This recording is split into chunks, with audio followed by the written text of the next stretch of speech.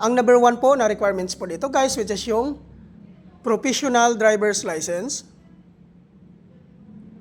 Number 2, motorcycle ORCR. Number 3, 2020 and above motorcycle year model.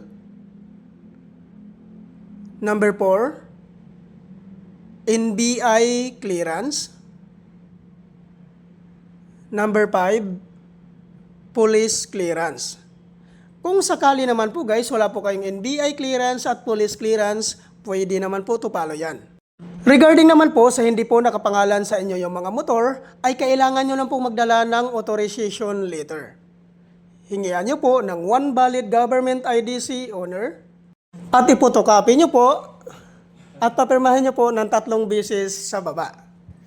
At tungkol naman po doon sa mga sikanan po na pagkabili ng kanilang mga motor, ay kailangan nyo lang po magdala ng deed of sale.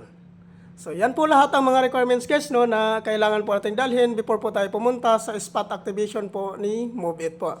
So ulitin ko po, ang pin location po ng ating spot activation ay matatagpuan po sa Rosa Floor Covered Court, Santa Rosa, Laguna. So yan po yung pinaka-exact location po ng ating venue po ng ating